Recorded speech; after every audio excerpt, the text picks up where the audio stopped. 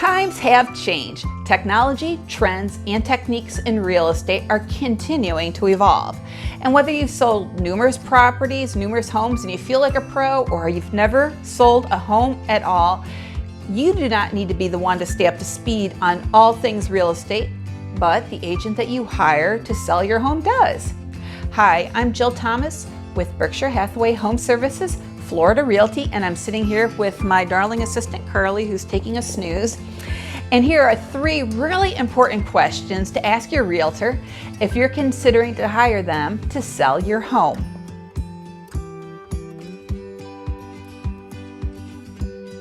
When thinking of selling your home or condo, some people will use the same realtor that they used to buy it, and others will interview a couple of agents and choose one. So no matter who you're thinking of hiring, whether it's somebody you know or somebody you don't know, it's really important to ask questions. And again, especially because so much has changed in the last, 3 months. 2020, is really different now. So this is the first video of a few that I'm gonna share with you on questions to ask a realtor before you sign that listing agreement. Number 1 is experience.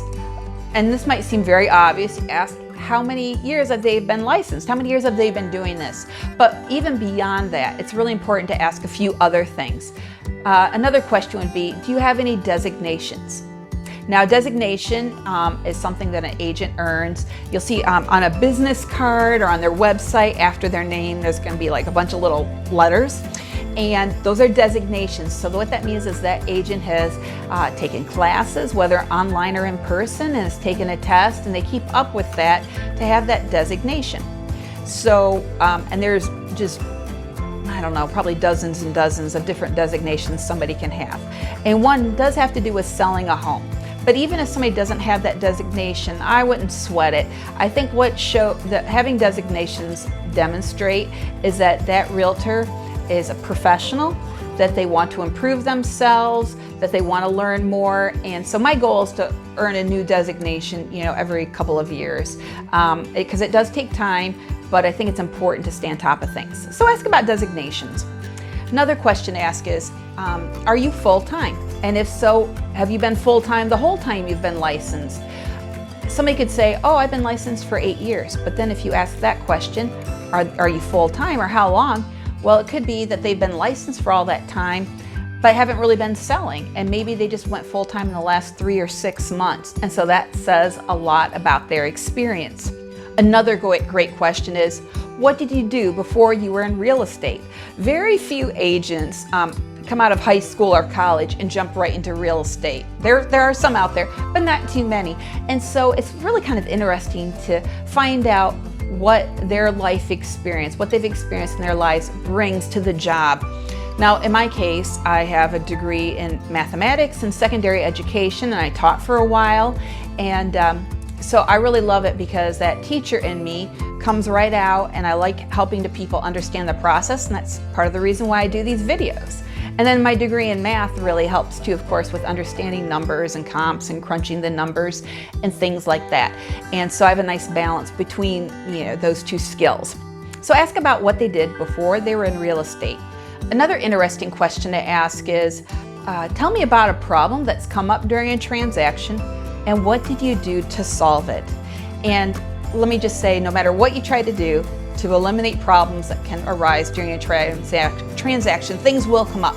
So I think that asking that question is really good because it will help for you to get a feel more about how they work, their temperament, how creative they might get. And so I think that's a wonderful question to ask. Now let me add this on when we talk about years of experience. Just because somebody has been licensed for a long time and has been active doesn't necessarily mean they're going to be the best fit for you.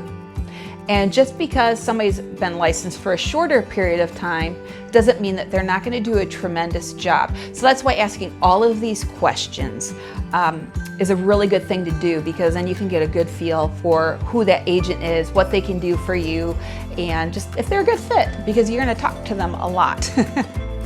Number 2, the second thing to ask the agent is about virtual marketing. Now, This is coming out in July of 2020, and coronavirus has now been with us for about 3 months.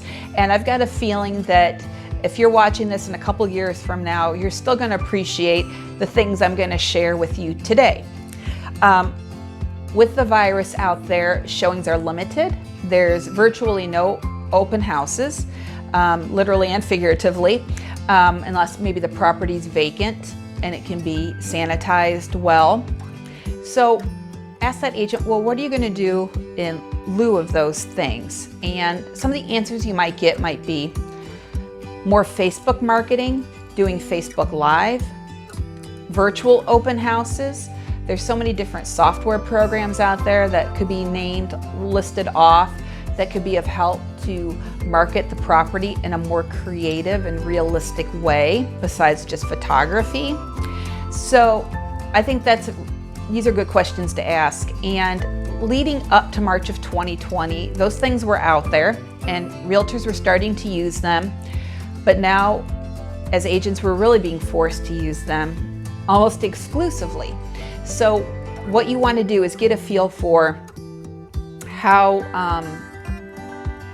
comfortable, what's their comfort level of doing things more virtually, and are they improving their skills? Because some agents are still going to be kind of green with this, and it is more difficult to learn to get used to hearing or seeing yourself on video, and it takes a while to get used to that. But if they are ready and willing to embrace that and to learn more, then that's great. If somebody is hesitant and they aren't comfortable with maybe emailing a video or knowing how to do those things, then I would be a little bit more cautious about hiring that person. You want somebody who's kind of getting ready to really embrace virtual marketing, because it's super important now. And the third question in this video has to do with showings. Obviously the goal is to get the property sold, and only on occasion do people buy something without seeing it. I maybe have one deal a year like that. So ask the agent, what are you going to do for showings to protect me and protect the people who are coming through? So a couple good answers might be making sure that the buyers are pre-approved, that they're just not out looking for kicks. Another thing might be cautions that are taken. Asking the buyer's agent and the customers, how are you feeling? Make sure everybody's feeling okay before they come into your home. Making sure that they use hand sanitizer, that they're wearing masks, and even limiting the number of people that come into your house for one showing. People like looking at homes, and that's just the reality of it, and people are excited for people that they love and care about when they want to buy a new place. So previously, it wasn't unusual at a showing to have the buyers have mom and dad, grandma and grandpa, brothers and sisters, children there, all different people at a showing. So maybe for an initial showing, you just ask that just the agent and the buyers themselves are there if they have little children, and that's it, to help limit the exposure to your home. So I think that's really an important point. And if they do like it and they're more serious, and maybe, at a later time have more people come in. But I think initially, just to have less people in the home, I think that's a good thing. And then also as a seller, it'd be lovely if you can turn lights on for everybody, open up closet doors, things like that, so everything doesn't need to be touched as much. So here are just 3 things to ask about during these changing times. In the following weeks, I'm going to share some other ideas and thoughts and questions for you to ask a listing agent, somebody that you're thinking about hiring to sell your home.